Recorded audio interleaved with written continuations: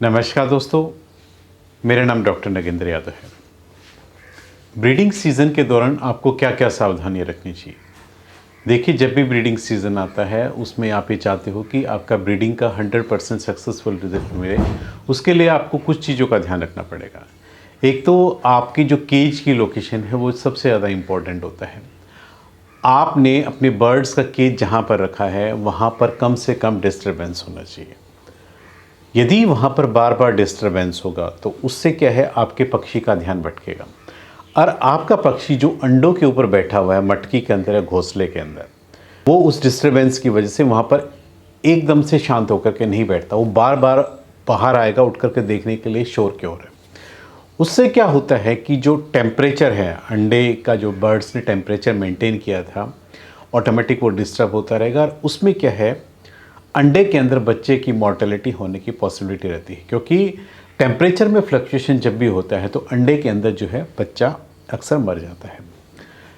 इसलिए कोशिश कीजिए कि आपका जो केज की लोकेशन है घर के किसी एक ऐसे कोने में होनी चाहिए जहाँ कम से कम आना जाना हो, यहाँ पर शोर जो है बिल्कुल भी ना जाता हो, ताकि बर्ड्स बिना डिस्टरबेंस के अपनी मर्जी से जब तक वो बैठना चाहे उस अंडे के ऊपर बैठ सकता है। ऐसे में क्या होता है, मेल और फीमेल बारी बारी से अपनी बारी निभाते हैं। एक बर्ड्स बाहर आकर के खाना खाता है, दूसरा अंडे के ऊपर बैठा रहता है। बाहर वाला बर्ड्स जो है अंदर वाले बर्ड्स को ले जा करके खाना खिलाता है, या अंदर वाले बर्ड्स को यदि बाहर आना होता है तो पहले जो बाहर वाला बर्ड्स है वो जा करके अंडे के ऊपर बैठता है, फिर दूसरा वाला बर्ड्स बाहर आता है। तो बर्ड्स के अंदर जो अंडरस्टैंडिंग होती है कि अपने अंडे का कोई टेम्परेचर डिस्टर्ब ना हो, ये नेचर ने उनको हमसे ज़्यादा अच्छे से समझाया है।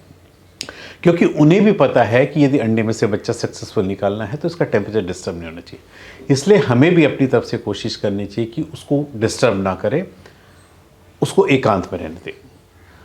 दूसरा एक चीज़ जो होती है, बर्ड्स की लाइटिंग।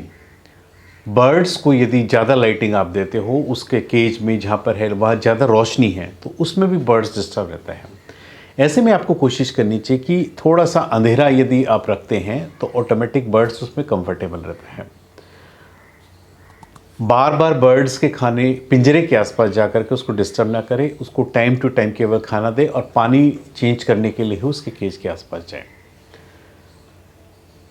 बर्ड्स की जो लोकेशन होती है, देखिए इसमें सबसे इम्पोर्टेंट क्या होती है, जो आपने एक एवेरी बना रखी है और उस एवेरीज में आपने जो मटकियाँ लगा रखी हैं, यदि मटकी की जो लोकेशन है, यानी जो मटकी में जो आपने होल किया है, यदि वो आपका होल सही से नहीं होगा उससे आपका बर्ड्स कभी भी सक्सेसफुली ब्रीड नहीं कर पाएगा। क्योंकि आपको पता है मटकी का जो मिड लाइन होती है सेंटर, यदि उससे ऊपर होल रहता है तो बिल्कुल ठीक है। यदि आप उस होल को यदि उस सेंटर लाइन से नीचे रख देते हो तो उसमें क्या होता है कि आपका बर्ड्स बार बार डिस्टर्ब रहेगा।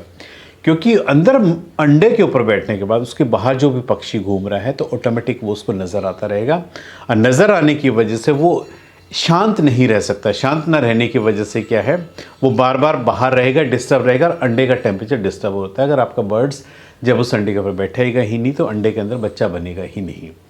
तो इसलिए जो मटकी की जो लोकेशन है जिसमें आपका बर्ड्स अंदर बाहर आ जा रहा है वो भी एक बहुत इंपॉर्टेंट होता है ब्रीडिंग का 100% सक्सेसफुल रिजल्ट यदि आप चाहते हो तो।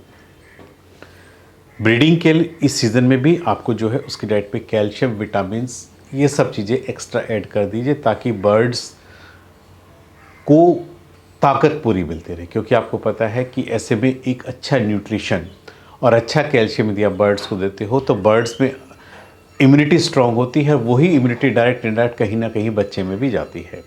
तो इसलिए यदि आप उसके पेरेंट्स को अच्छी डाइट दोगे तो आपके जो बर्ड्स हैं वो भी ऑटोमेटिक हेल्दी होंगे।